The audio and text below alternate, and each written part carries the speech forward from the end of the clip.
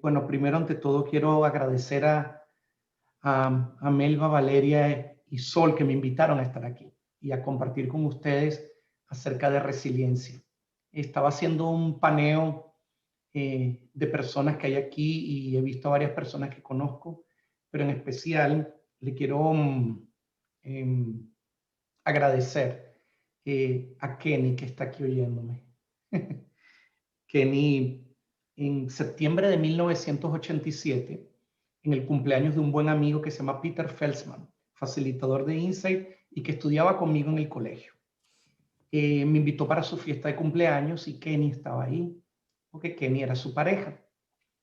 Y compartiendo con Kenny, ella tuvo la amabilidad de regalarme mi Insight 1, que lo tomé en enero de 1988.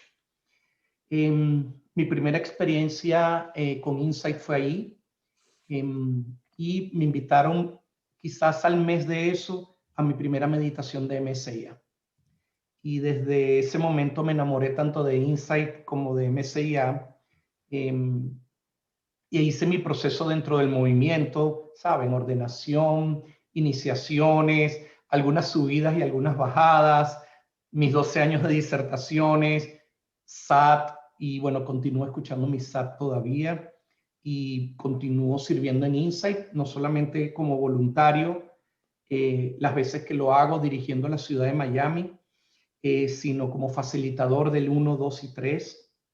Tuve la oportunidad de ser entrenado por unos facilitadores fantásticos como fueron Alex Padilla y Gabriela Caraval. Me contribuyó mucho con mi entrenamiento, Basilio Cristo, y algunos facilitadores americanos como Leslie Boyer, que tengo un vínculo muy especial con ella, y Marta Boston en el Insight 3, y estoy aquí.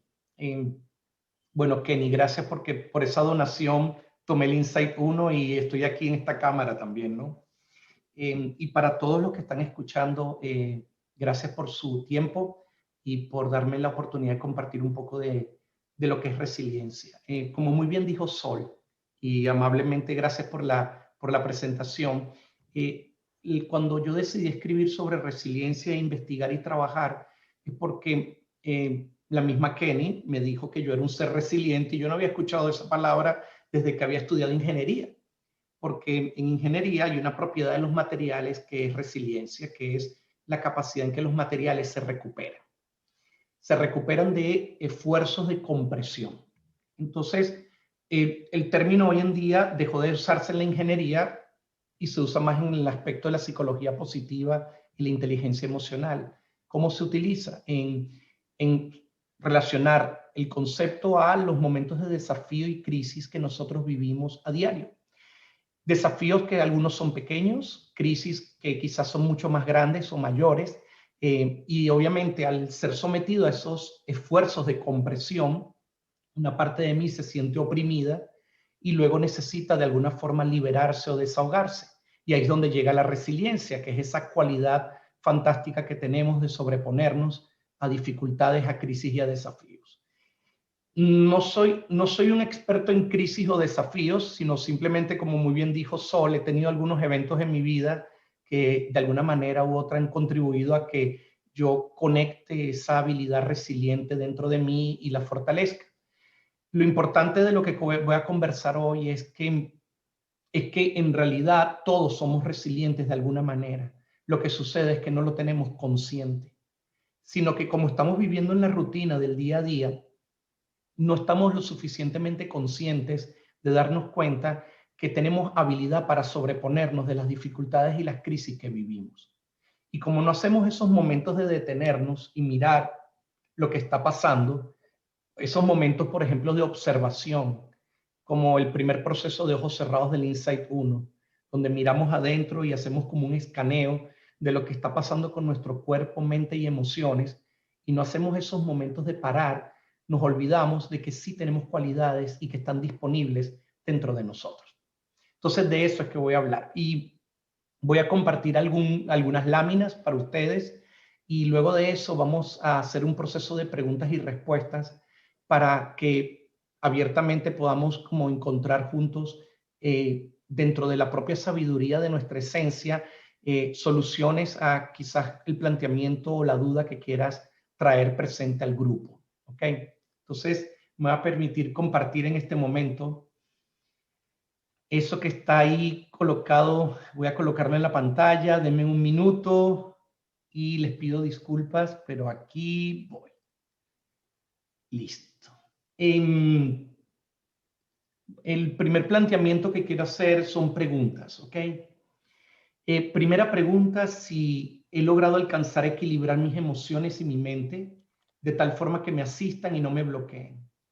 John Rogers dice, la mente y las emociones son unos grandes maestros, pero son unos malos amos. Y cuando yo llegué a escuchar eso del viajero la primera vez, en mi caso, voy a hablar de Jack, mi mente es algo que trabaja muy rápido, ¿saben? Como juicios, críticas, autoexigencias, expectativas muy altas. Y a veces mi mente le necesito dar una mayor dirección. Entonces, en ocasiones he logrado equilibrarlo, quizás a través de ejercicios espirituales o de estudio, de autotrabajo, como hacemos no solamente en los seminarios, sino en PTS y en muchas formas que buscamos como equilibrar un poco la mente. En el caso de las emociones quizás he sido más tranquilo, más pausado, pero todos tenemos quizás un área donde necesitamos revisar y trabajar este equilibrio. La segunda pregunta, si hemos tenido alguna experiencia de vida donde esa experiencia nos bloqueó de tal forma que me congeló, me paralizó. Y sí, no voy a negar que cuando pasó lo del asesinato de mi padre, esto ni siquiera lo comento en el libro, pero se los puedo contar. Me acuerdo que después de 2, 3 meses de atender a mis hermanos pequeños, tenía unos negocios de comida en Caracas, de unos restaurantes, y tuvimos que cerrarlos porque coincidió con un paro que hubo de trabajadores contra el gobierno que estaba en el momento, que era el del presidente Hugo Chávez, y tuvimos que cerrar la oficina de consultoría que tenía con un socio fantástico que se llama Tomás Medina. Entonces, lo que sucedió es que tuvimos que parar todo. Y obviamente dentro del proceso que estaba viviendo de atender a mis hermanos, familia, cerrar los negocios temporalmente, etcétera, más lidiar con mi propio proceso mental y emocional, más la situación del juicio contra la persona que asesinó a mi papá, todo el entorno político que el tema se volvió en los medios. Hubo un momento donde, como a los 3 meses de esa experiencia, yo estaba sentado en mi ducha, y digo sentado en mi ducha porque en mi ducha tenía un banquito, ¿no? Donde me caía el agua encima, y me di cuenta que había perdido la conciencia de estar presente, porque cuando me vi las manos arrugadas y el agua fría, es decir, se había acabado el calentador, en la parte del agua caliente, no sé ni cuánto tiempo pasé ahí, creo que pasé como más de una hora. Perdí la conciencia porque estaba como bloqueado o congelado dentro de todo lo turbio, lo confuso y el movimiento emocional que estaba ocurriendo, porque no había conectado en mí la resiliencia. Y quizás a ti te ha pasado algo similar, que has tenido un momento en tu vida donde te has sentido paralizada o paralizado. Y la tercera pregunta, que es que si yo soy un ser humano que me considero capaz de manejar mis crisis internas. En realidad, yo siempre he sido una persona, como escuché una vez a mi padrastro, que en paz descanse, él decía, tú eres muy bueno corriendo los 100 metros planos, pero esta experiencia de tener la alerta de Interpol, la persecución, es como un maratón de 42 kilómetros. Y es raro, pero en verdad, sí, en mi vida siempre había sido muy bueno en mis 100 metros y había tenido unos excelentes resultados, pero un proceso más a distancia, a largo plazo, donde se mide no solo tu fortaleza espiritual, sino tu propia fortaleza interior, autoestima, autoconfianza, fe, etcétera, no estaba muy preparado para eso. Incluso me acuerdo que en una conferencia que participé con John Morton en el 2011, en enero, aquí en Miami, en Florida, él me comentó que los desafíos a los que somos sometidos los seres humanos están puestos ahí para medir la capacidad de nosotros de cómo enfrentarlos, afrontarlos y gestionarlos, ¿no? En ese momento pensé para mis adentros, porque no iba a ser tan maleducado de decirle frente al grupo, que en realidad me gustaría tener vacaciones de conciencia y tener un poco de descanso emocional y mental frente a esos desafíos.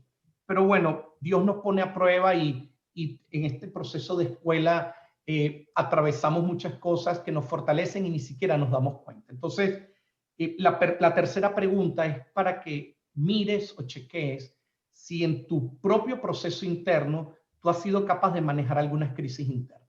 Entonces, si de alguna forma las tres respuestas a estas preguntas son afirmativas, entonces creo que lo que voy a hablar ahora es para ti. ¿Ok? Como soy ingeniero, como muy bien dijo Sol, me encantan las tendencias, los números, las estadísticas y los análisis. Y lo que te estoy mostrando en la pantalla es una aplicación de Google que mide tendencias. Y yo coloqué tres palabras. La palabra que primero coloqué fue resiliencia. La segunda palabra que coloqué fue crisis. Y la tercera palabra que coloqué fue oportunidad. Y si ven el gráfico abajo, lo que representa proporcionalmente ese gráfico es que hay una tendencia natural en el ser humano de hacer búsquedas en Google de la palabra crisis y que las búsquedas de la palabra resiliencia y oportunidad son proporcionalmente muy, muy, muy pequeñas. Si ves esa gráfica, por lo menos el pico ese que se ve hacia el final es la primera y la segunda ola del COVID en el 2020, en marzo y julio del año pasado. Es decir, que es donde más buscaron la palabra crisis las personas. En otras palabras, la tendencia del ser humano es mirar a lo negativo o buscar lo negativo.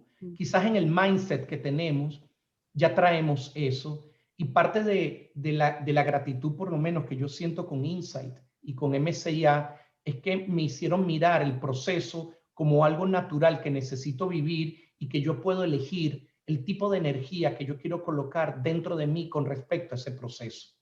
Y para mí eso es parte de la resiliencia. Tener un entendimiento mucho más alto y mucho más elevado de que mi proceso de vida está para enseñarme y mostrarme algo, y que si yo soy capaz de descubrir lo que me quiere enseñar o lo que me quiere mostrar como aprendizaje, eso me va a convertir en una persona más resiliente. Pero bueno, entonces, como se darán cuenta, la proporcionalidad es obvia. Entonces, las búsquedas de la palabra crisis por tendencia son mayores a resiliencia y oportunidad. Me encantaría que eso fuese al revés, pero bueno, no lo es. Entonces, como ya el mundo vibra en esa forma, nosotros tenemos que aprender a vibrar de otra manera. Como dice el viajero, nosotros manejamos nuestro 10 y el resto, Dios, la luz, el espíritu, maneja el 90. En ese 10 que manejamos está todo esto que tenemos que lidiar. Nuestros procesos mentales, nuestros procesos emocionales, nuestro cuidado físico y más lo que tenemos que lidiar con nuestras propias relaciones que tenemos alrededor, más el trabajo, negocio, etcétera, nuestra carrera en la vida, ¿no? Y dicho esta tendencia y planteándote las preguntas anteriores, entonces te muestro la definición de resiliencia que no es mía, sino es de una psicóloga brillante que empezó a averiguar acerca de este concepto y de aplicarlo básicamente en población infantil.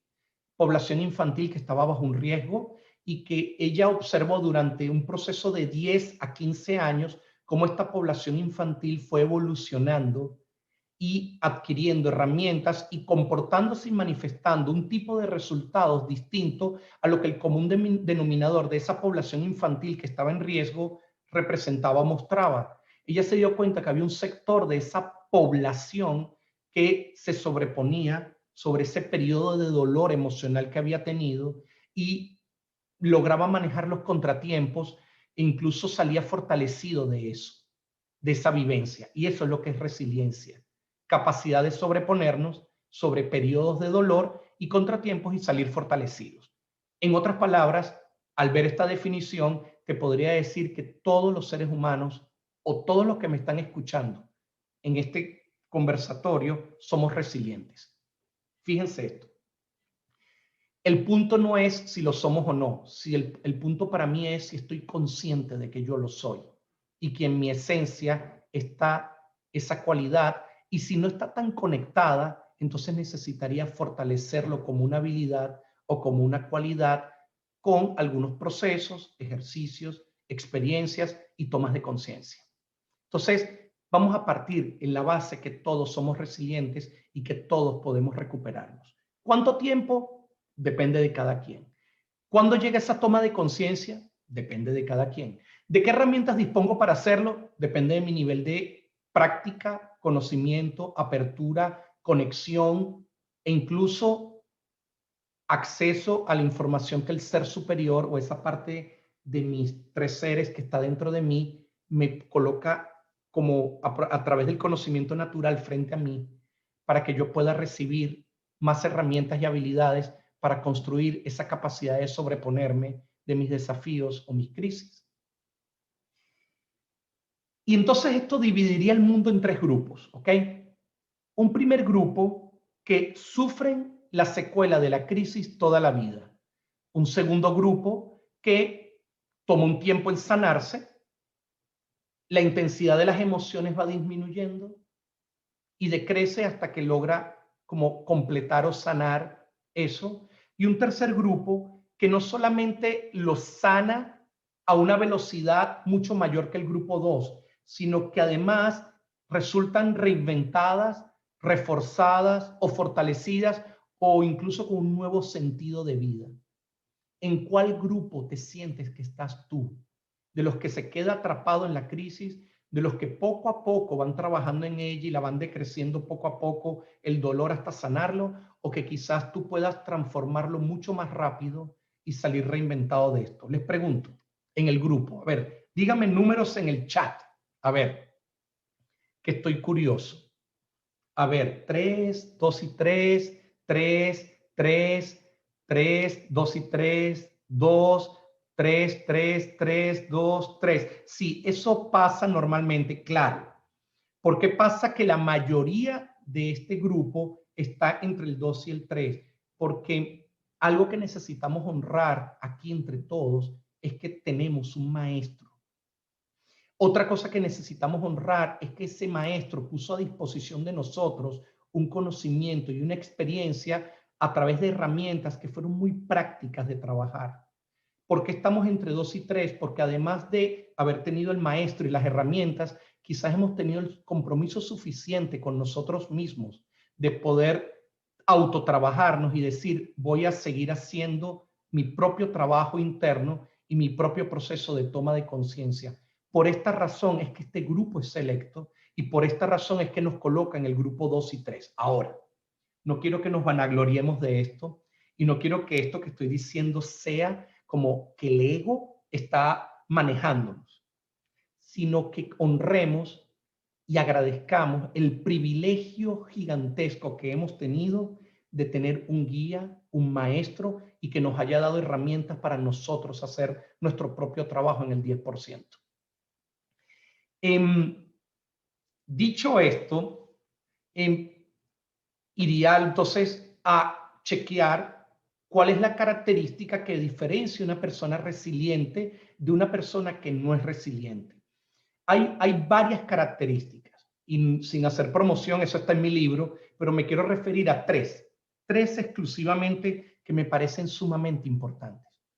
La primera característica es que hay como un cierto estado de flexibilidad en nosotros. ¿Qué quiere decir eso? Una persona resiliente tiende a ser flexible. Cuando digo flexible, no es que sumisión, no es falsa aceptación, no es estar de acuerdo por aprobación, no. Flexibilidad es como entender que la vida es un proceso y un movimiento, que hay ciertos ciclos que ocurren y que yo en algunos momentos voy a necesitar practicar la humildad de inclinarme y de manejar esta situación de una forma mucho más humilde.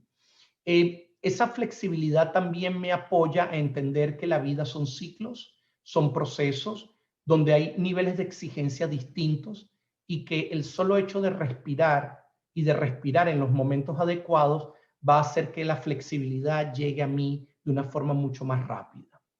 Segunda cualidad, adaptabilidad.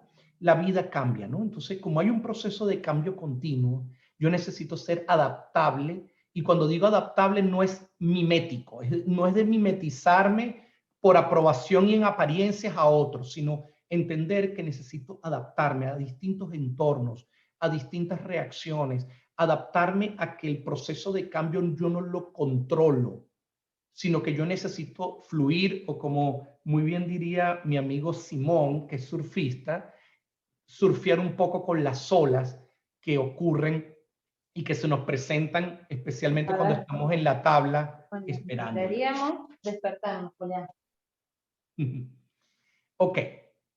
Entonces, primero flexibilidad, segundo adaptabilidad. Tercera cualidad. Okay. La tercera cualidad es como una conexión con algo dentro de mí, que voy a llamarlo, para hacerle un lenguaje mucho más coloquial, fortaleza interior. Otros lo pueden asociar a fe, otros lo pueden asociar a la conexión con el espíritu que tenemos nosotros, o que la conexión con la luz que tenemos. Entonces, para no ponerle como un sentido tan espiritual, lo voy a llamar fortaleza interior. Entonces, cuando yo tengo esa conexión con mi fortaleza interior, con mi orgullo de sobreviviente, como decir lo que me levanta todos los días a darme cuenta que yo elijo cómo vivir, elijo vivir, etcétera, hace que yo tenga dentro de mí como algo que me inspire, que me mantenga en lo alto, que me mantenga de pie. Entonces, fortaleza interior, flexibilidad y adaptabilidad. Mi desafío, por ejemplo, en mi caso, entre esas tres cualidades, yo diría que para mí la flexibilidad es un poco desafiante. Quizás mi mente es más estructurada, más cuadrada. El tema de la rigidez es una característica de mi personaje limitante.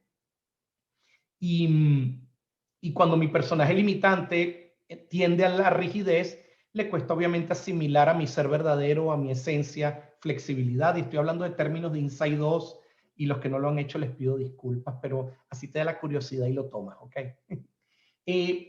Entonces, te preguntaría en el chat que me digas cuál de esas tres cualidades te desafía más. Es decir, ¿cuál sientes tú que es una oportunidad para ti de mejorar, de trabajar o de revisar entre la flexibilidad, la adaptabilidad y la fortaleza interior? A ver, ¿quién quiere escribirlo para chequear cómo van las tendencias? A ver, Claudia Guzmán. Hola, Claudia. Flexibilidad. Charlie habla de, a ver, es que van tan rápido. Fortaleza, fortaleza, flexibilidad, flexibilidad, fortaleza, adaptabilidad, adaptabilidad, flexibilidad, flexibilidad, flexibilidad, adaptabilidad. Sigo con la adaptabilidad y la flexibilidad. Entonces, observen algo. La que más se repite es flexibilidad. Muchas veces se emula o se compara el asunto de resiliencia con el bambú. ¿Por qué? Porque el bambú es un árbol que es flexible. ¿Por qué? Porque se inclina, porque se mueve, porque el viento lo puede un poco hacer danzar, a pesar de que las raíces son unas raíces muy profundas de hasta 6 metros de largo, pero porque tiene base sólida. Entonces, trayendo ese símil a nuestra vida, quizás nosotros necesitamos fortalecer más nuestras raíces para poder ser más flexibles en la vida. Y yo siento que las enseñanzas de Insight y MCIA son raíces profundas, porque nos hacen mirar y ver mucho más algo que lo que normalmente cualquier tipo de filosofía, doctrina, etcétera, no nos podría hacer ver. Entonces, entre esas tres, quiero que tengas en cuenta la que ya sabes que necesitas trabajar o mejorar para simplemente tenerlo consciente para algo que te voy a mencionar al final, ¿ok? ¿Qué sucede? Cuando estoy en ese proceso de resiliencia, algo que pasa es que aparecen como una cantidad de pensamientos que empiezo a traer y permito que estén cuando estoy en esa situación adversa, ¿no? Esos pensamientos quizás son manifestaciones de juicios que hago conmigo mismo, o que hago acerca de la vida o de Dios o de la situación que estoy viviendo. Cuando atraigo ese tipo de pensamientos, alejo la resiliencia de mí. ¿En qué sentido? Porque estoy colocando mi energía en un lugar diferente al que necesito colocarla para poder sanar ese proceso de dolor emocional asociado a la crisis o asociado al desafío. Entonces, chequea a ver cuando estás viviendo una crisis, qué tipo de pensamientos llegan a ti presentes. No puedo, no soy capaz, no sirvo, ¿por qué esto me pasa a mí? ¿Por qué otros tienen privilegios y yo no? ¿Por qué a mí siempre me toca la parte más dura? Entonces, cuando yo empiezo a pensar de esa manera, o cuando empiezo como atraer ese tipo de energía y a vibrar con ese tipo de energía, empiezo todo mi cuerpo a alinearme a ese tipo de pensamiento. Acuérdense, como decía Russell Bishop en el Insight 1, la energía sigue al pensamiento. Entonces, si yo empiezo a pensar y pensar y pensar, la energía que voy a traer es ese tipo de pensamiento y las emociones asociadas van a estar también relacionadas a ese tipo de pensamiento. Entonces hay que tener mucho cuidado. Y en ese momento que atraigo esos pensamientos, es como que nuestra memoria selectiva o nuestra memoria corta olvida que nosotros en el pasado hemos trabajado y hemos logrado superar desafíos y crisis. Y es como que lo olvidamos por un momento, olvidamos que hay esa capacidad disponible y permitimos que ese pensamiento me maneje. Y ahí es cuando rescato lo que dije al inicio en la introducción que JR decía, ¿eres amo de tus pensamientos o ellos son amos de ti o tú logras también hacer como gestión de ellos?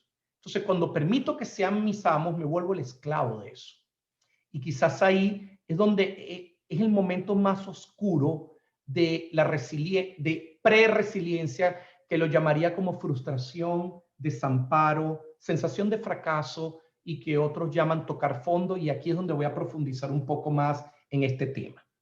Normalmente asociamos el concepto de crisis a un duelo. ¿Por qué duelo? Porque en la crisis pierdo algo. O pierdo mi zona de comodidad, o pierdo algo de mi entorno, o pierdo un bien material, o pierdo a una persona. Eso genera dentro de mí un proceso de duelo y esa sensación de pérdida me acompaña hasta que yo logre superar la crisis o el proceso de duelo que yo estoy viviendo. Entonces, quiero relacionarles para ustedes que me están escuchando el proceso de duelo con la resiliencia. Y lo voy a hacer en dos etapas. La primera etapa es el proceso estándar del duelo como tal, que es este que estoy colocando en la pantalla en este momento. Hay un nivel de energía y lo primero que llega en ese proceso de duelo es una negación. Tengo sorpresa, tengo miedo. Luego me conecto con rabia, mi energía sube, pero no es una energía positiva, es energía en movimiento. Esa rabia se manifiesta a través de resentimiento o indignación. Luego entro en una etapa como de falsa negociación, que estaba hablando con un grupo en Singapur la semana pasada de la Asociación de Damas Hispanas en Singapur. Estaba hablando un poco de resiliencia y es como en esa etapa de falsa negociación, es como cuando tú terminas una relación y pretendes todavía tener amistad con esa persona y hablar de amigos, cosas de sexo. Eso no tiene sentido de ningún tipo. O tienes una sociedad donde hubo un fracaso en la sociedad, pero se tratan como si fuesen amigos y nada hubiese pasado. Entonces, la falsa negociación es tratar de traer el pasado, lo que no funcionó en el pasado, al presente y tratar de acomodarlo, maquillarlo y ajustarlo. Lamentablemente, ese maquillaje lo que me lleva es a una etapa en el duelo de tocar fondo, donde empiezo a sentir tristeza, frustración y nostalgia. Muchas personas dicen, bueno, pero a veces es bueno tocar fondo para luego impulsarme del fondo de la piscina y salir adelante. Bueno, yo tendría mucho cuidado con eso, porque el tocar fondo me puede llevar a un proceso de depresión y incluso de depresión clínica. Yo diría que si nos conectamos con esta flexibilidad, adaptabilidad y fortaleza interior, lograríamos parar ese proceso de tocar fondo y comenzar a elevar nuestra energía hacia un área de mayor aceptación, tranquilidad y confianza. Este proceso de duelo, tal como lo ven en la pantalla, Elizabeth Kubler-Ross, una psicóloga brillante, hace más de 60 años casi, lo creó, lo diseñó, lo estudió y lo trató de manifestar en algo como presentable en el entendimiento de un cerebro, de una cabeza. Cuando vivimos un duelo o un proceso de resiliencia, cuando llegamos a la etapa de la aceptación, es donde empezamos a sentir que nos sobrepusimos a la crisis o al desafío que vivíamos. ¿Cuánto tiempo dura este proceso? Depende de cada quien. ¿Cuánto tiempo dura el bloqueo que experimento en cada etapa? También depende de cada quien. ¿Estamos exentos las personas resilientes de sentir culpa o resentimiento o rabia? No. ¿Estamos exentos las personas que trabajamos las enseñanzas del viajero de resentimientos, culpas, frustración, dolor? No. ¿Estamos exentos los graduados de Insight 1, 2, 3, 4, asistencias, repeticiones, etcétera, etcétera, etcétera, de ese tipo de sentimientos y emociones? No. Lo que nos diferencia a nosotros del resto es que el tiempo en que quedamos atrapados dentro del proceso de dolor o carga emocional es menor. ¿Por qué? Porque tenemos la herramienta fundamental de toda esta experiencia de autoconocimiento que recibimos en las enseñanzas, que es conciencia. Y cuando estamos conscientes y nos damos cuenta dónde estamos, es donde empezamos a hacer diferente el camino o la acción para cambiar el resultado. Fritz Perls, uno de los fundadores de la terapia Gestalt, él decía que el solo hecho de estar consciente es el 50% del camino recorrido. Lo demás es tomar acción sobre eso de lo cual estás consciente. Si me paro aquí y veo el proceso de duelo, yo siento que le falta algo y ahorita trabajando en el segundo libro, estoy trabajando en la ampliación de este proceso de duelo y lo estoy ampliando con 2 etapas. La primera etapa es conectarme con algo que yo llamo compasión amorosa, es decir, traer reconocimiento y perdón a mi experiencia de dolor o la carga emocional, reconocer qué funcionó, qué no funcionó, reconocer mi propio proceso de vida, lo que logré evolucionar, lo que logré avanzar, como la regla fundamental de Insight, utilizar todo para crecer, aprender y avanzar y traer una experiencia de perdón dentro de mí, de perdonar mis autojuicios y de perdonar los juicios que hago hacia alguien o algo. Cuando me conecto con esa compasión amorosa, que no es lástima, no es victimizarme, es la compasión amorosa con la que yo trataría a un niño pequeño cuando se cae. ¿Cómo tú tratas a un niño pequeño cuando se cae? Con compasión amorosa. Todo va a estar bien, ponte de pie, sigue jugando, vamos adelante, le sobas un poco la pierna quizás y el niño sigue adelante. Y si está el niño solo, ni llora, él se levanta y sigue. Entonces, esa compasión amorosa es muy poderosa. Y yo diría que hay que practicarla primero con nosotros mismos, que somos nuestros peores jueces. La siguiente etapa que yo considero que falta en el proceso de duelo tiene que ver con traer la gratitud de toda la experiencia vivida. Tú dirás, gratitud en todo este dolor, en todo este proceso de pérdida, crisis, duelo, muerte, etcétera. Sí, la gratitud de la experiencia y del aprendizaje que yo obtengo y de cómo me eleva esa experiencia de dolor en mi vida hoy. Cuando me conecto con la gratitud, experimento paz y libertad. Cuando yo experimento esa paz y libertad y siento gratitud del dolor o de la experiencia vivida o del aprendizaje que eso me dio, es donde yo cierro el proceso de duelo y donde realmente completo la resiliencia y es donde ahí me sobrepongo de la situación y me renuevo y me reinvento sobre esa situación. Muchas veces nos quedamos atrapados en la etapa de dolor, de negación o de ira o de falsa negociación o de aceptación y no nos damos el permiso de entrar en la compasión amorosa o en la gratitud. Yo sé que es muy desafiante decir, ¿cómo agradezco algo malo que me pasó? ¿Cómo agradecer, como comentó Sol, que mi papá murió como murió?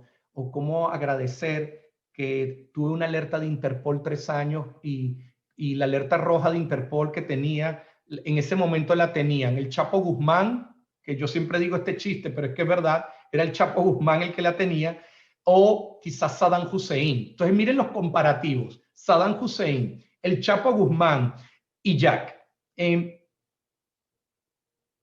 Ahora, hoy en día, quizás tengo más compasión amorosa conmigo y gratitud porque esta experiencia me hizo escribir un libro, me hizo hacer un audiobook, me hizo diseñar un programa de resiliencia, y me está haciendo llevar ahora el segundo libro. Entonces, esta experiencia necesito agradecerla porque el hombre que soy hoy es muy distinto al hombre que reaccionaba ayer. Yo necesito agradecer eso, esa madurez emocional que me dio la experiencia y la carga emocional o el proceso de crisis o duelo. Muchas veces no reconocemos eso en nosotros, en que la persona que me está escuchando hoy es distinta a la de ayer o es distinta a la de hace un año, porque las tomas de conciencia que tú has tenido durante estos últimos 5, 10 años te han fortalecido y te han llevado a ser a la mujer y al hombre que hoy eres en esencia, no en comportamientos, no en imagen, en esencia. Cuando muestro resiliencia, quizás estoy en la etapa de comportamientos y apariencia, pero cuando conecto la compasión y amorosa y la gratitud, es como llevar la resiliencia a ese lugar donde vive mi esencia y donde vive, como yo diría, mi integración de mis tres seres, ahí, dentro de mí.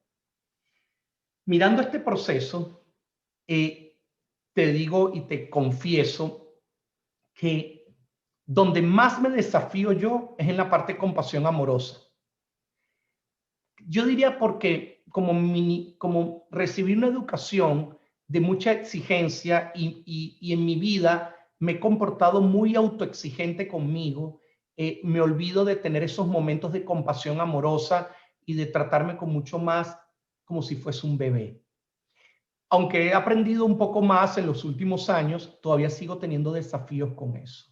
Te pregunto en el chat y con toda confianza, dime cuál de estas 6 etapas que estoy colocando en la pantalla es la que podría ser para ti más desafiante en este momento de tu vida. Compasión amorosa. Me dice Figenia, gratitud. Hola Eva, ¿cómo estás? Claudia, ¿cómo estás? Negociación, compasión amorosa, ira, compasión amorosa, aceptación, gratitud. Entonces, gracias, compasión amorosa y gracias por su respuesta. Lo único que quiero es que tomes conciencia de cuál es la etapa que para ti necesita una revisión. Necesita colocar tu observador mucho más presente. Pedir acceso o información a tu ser superior en la meditación para que te diga, ok, dame orientación o tráeme herramientas para esto. Esta etapa de negación e ira, con toda confianza, les puedo decir que la trabajé en el Insight 1 y en el Insight 2. La etapa de aceptación la trabajé mucho con el concepto de neutralidad en el Insight 3.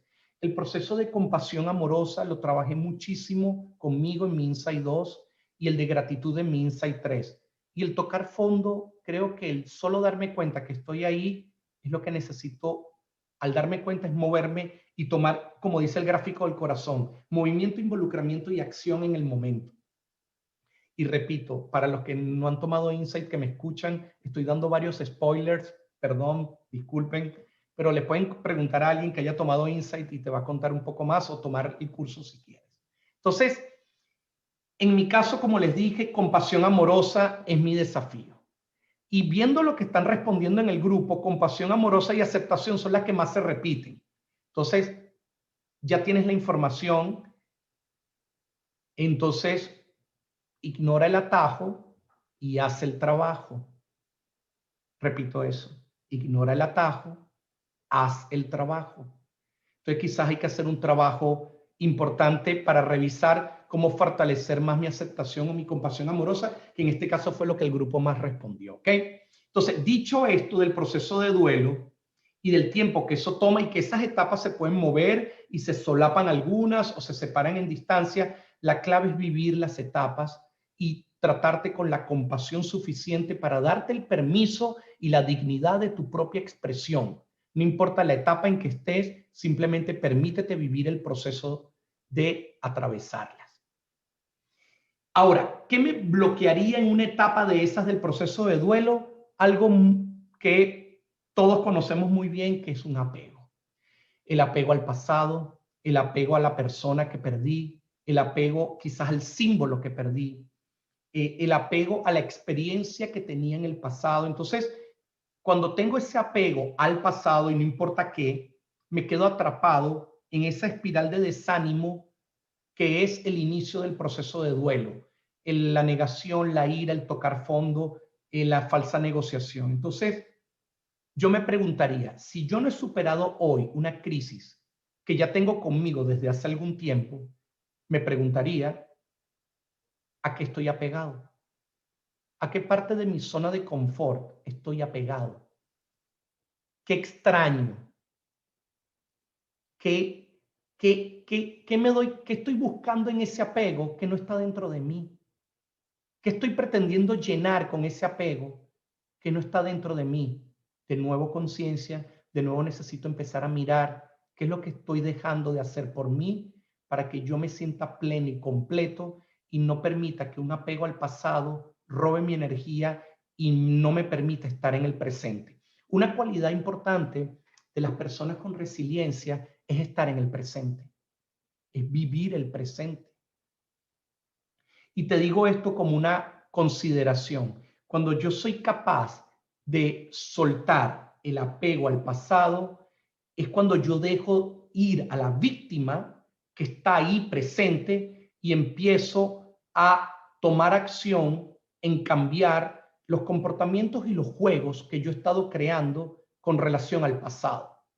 Mis comportamientos de llamar a la atención, mi comportamiento de víctima, mi comportamiento de buscar aprobación, eso que me mantiene atado al pasado. Pero para yo hacer eso necesito, como les dije antes, hacer el proceso de duelo, hacer el proceso de toma de conciencia y utilizar las herramientas que tenemos disponibles. John Rogers tiene una frase que me encanta. A medida que me reconcilio conmigo, es donde yo empiezo a liberar mi energía para enfocarme en la intención. Si mi intención es ser resiliente, yo necesito generar o empezar un proceso de reconciliación conmigo. Por eso hablé de la compasión amorosa, por eso hablé del perdón, por eso hablé del autorreconocimiento, por eso hablé de la gratitud. ¿Por qué? Porque son maneras de empezar ese proceso de reconciliación conmigo. La aceptación es empezar el proceso de reconciliación contigo. Y si tú me estás diciendo en el chat que aceptación y compasión amorosa son las que más te desafían, entonces quizás es la oportunidad de empezar a ver cómo tú puedes iniciar tu forma, tu manera, tu método o tu proceso de reconciliarte contigo. Yo lo digo en una frase siempre que me lo mencionó Alicia Stephanie hace como un mes que estábamos hablando de algo particular y ella me dice, Jack, tú siempre hablas de que hay que enamorarse de sí mismos. Cuando uno se enamora por primera vez o se enamora y está emocionado con ese enamoramiento, le escribe a la persona todos los días, le manda detallitos, flores, regalos, corazoncitos, caritas, cartas. Cartas en mi época, ahora mandamos emoticones, porque estamos enamorados y queremos compartir y hacernos presentes ante esa persona de que estamos ahí, de que nuestro amor está ahí. Incluso llegamos a tratar a la persona con detalles, somos diferentes con esa persona.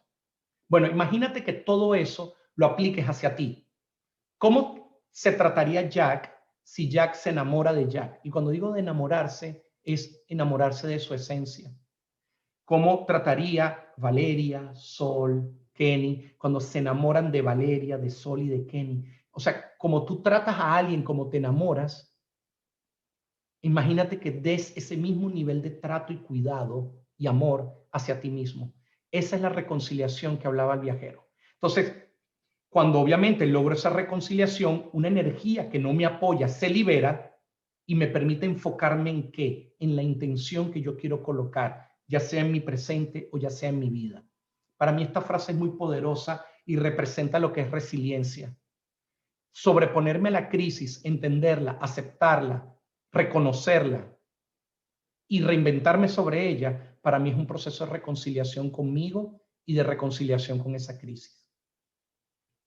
Y entonces, el reconciliarme implica que tome responsabilidad. Y como les dije antes, Fritz Perls decía, conciencia el 50%. Bueno, como me gustan los números y quedan dos partes más, le voy a poner 25 y 25 a lo que falta. Entonces, el primer 25 es aceptación para llegar a la compasión amorosa. Y el otro 25% es tomar acciones para crear la nueva realidad. Albert Einstein decía, si tú quieres, o lo decía de esta forma, locura es que tú pretendas obtener un resultado diferente tomando las mismas acciones todos los días. Entonces, para no entrar en la locura, yo necesito empezar a crear una nueva realidad. Y para empezar a crear esa nueva realidad, lo único que necesito es tomar acción e involucrarme de una forma diferente sobre la situación o sobre el problema. Les digo un ejemplo que no aplica mucho a mí, pero lo traigo presente en este momento. El humor no es una de mis virtudes. O sea, yo tengo un humor quizás un poco más negro, un poco más irónico, pero el humor como tal no es una de mis grandes virtudes. Y yo me acuerdo que cuando la alerta roja de Interpol llegó a mi vida, una muy buena amiga que se llama Mariana me decía, Jack, eres famoso. Y yo decía, Dios mío, famoso con todo este problema que tengo encima. Y el día que me quitaron la medida de Interpol, 3 años después de presentar mi caso, defender mi caso, que Interpol se disculpó conmigo con una carta dándose cuenta que era un tema político, ella me llamó el día de Interpol que me quitó la medida y me dijo, ya no eres famoso. Y yo decía, Dios mío, era irónico, pero en verdad dejé de ser famoso, porque desde ese día hasta en Google dejé de aparecer. Entonces, ¿qué quiero decirte con esto? Quizás hay un elemento de humor en empezar a crear esa nueva realidad. ¿Y por qué uso el ejemplo de humor? Porque la mayoría de las personas cuando ven crisis, ven desafíos, ven dolor, no ven la parte del humor ahí, no la encuentran nunca. ¿Y por qué? Porque el enfoque de nuestros pensamientos es hacia lo negativo. Ahora, ¿por qué repito e insisto en el tema del humor? Porque si no es tu fuerte, quizás rodéate de una persona o llénate de personas que sí puedan traer presente el humor en tu vida. Humor como, por ejemplo, que me reclamaron que no los puse en la lista de los agradecimientos del libro. Ya, personas me llamaron burlándose de eso. O como me decía esta misma amiga, ya no soy famoso y ya no estoy en Google buscado y solicitado. Entonces, aunque es un humor un poco negro, es humor. Uno no le agrega humor a sus historias. Parte de asumir la responsabilidad de tus propias creaciones es empezar a reírte un poco de ellas y empezar a traer presente que si no te ríes de tus propias creaciones, la otra opción es entonces cargarlas y tener el dolor sobre ellas. Entonces, prefiero reírme un poco. Hoy en día me río un poco más. Quizás hace 10 años no me reía como me puedo reír ahora de que mi primera crisis es que perdí las almohadas que tanto me gustaban cuando me fui a mi casa. O las sábanas nuevas que tenía me picaban y eran ásperas y no eran las sábanas que yo estaba acostumbrado en mi casa. Me río de esas cosas hoy en día porque hoy en día me volví más flexible y adaptable. Pero no encontré el humor como un elemento de cura para ese proceso de dolor. El maestro Cruz Diez, que es un cinetista que en paz descanse venezolano, él hizo una entrevista y yo lo escuché y él dijo esta frase que me encantó. Él dijo, no confíes en personas que no sonrían. O lo dijo de esta forma, desconfía de los que no sonrían. Y yo escuché eso y me dio vueltas y yo digo, pero Dios mío, yo soy un tipo súper confiable, muy transparente y no soy muy sonreidor. Entonces me di cuenta que quizás yo tenía que practicar un poco más sonreír y traer más el humor a mi vida. Y en eso me trajo la toma de conciencia, empecé a aceptarlo y empecé a crear una nueva realidad y hoy me permito sonreír un poco más. Pero es una elección que estoy haciendo. ¿Por qué te relaciono todo este tema?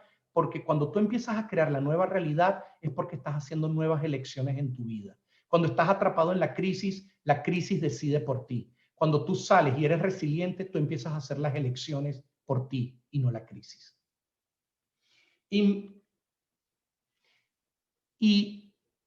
como para ir completando y luego abrir para preguntar un poco, abrir un ciclo de preguntas, quiero resumirles cómo recuperar mi territorio interior y convertirnos en alguien más resiliente.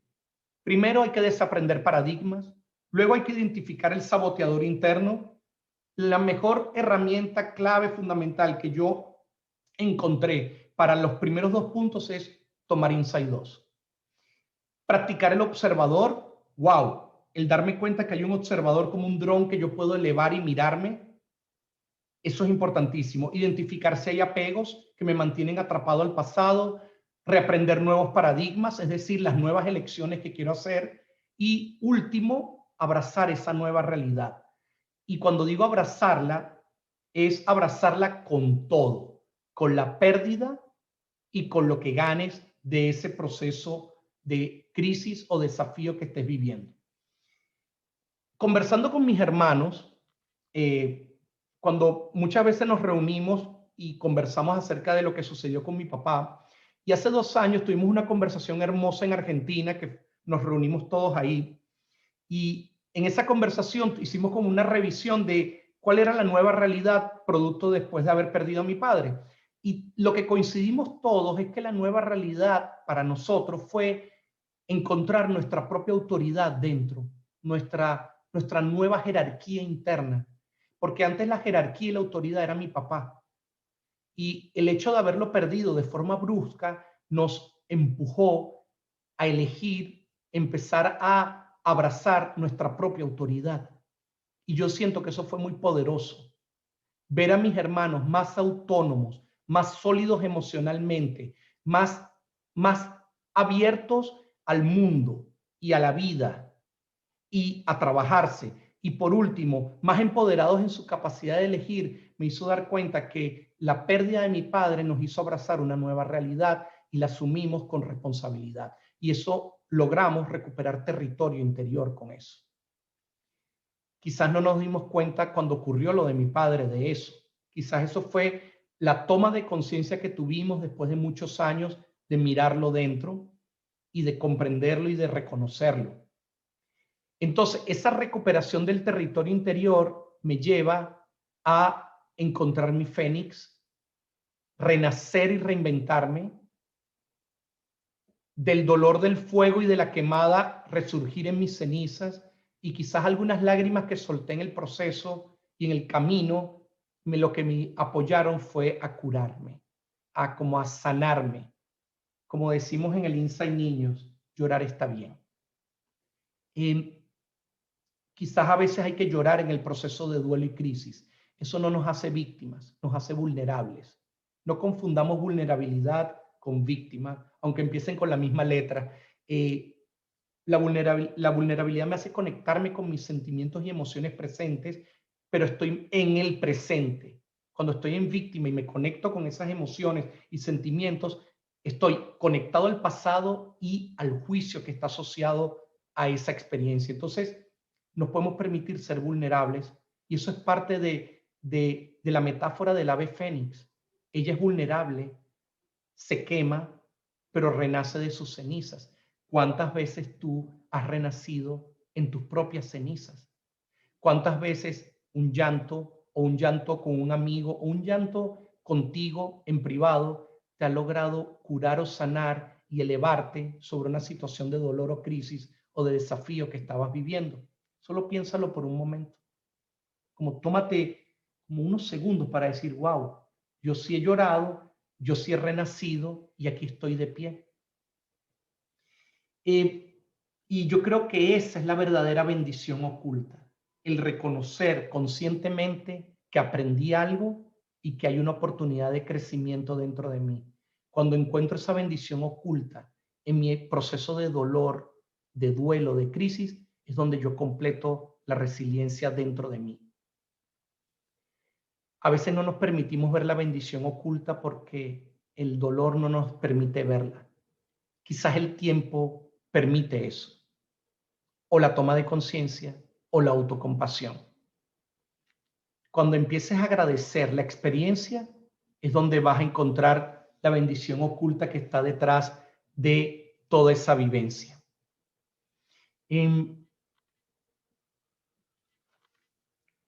Concluyo para abrir el ciclo de preguntas. Todo el poder está dentro de ti. El primer paso es estar consciente.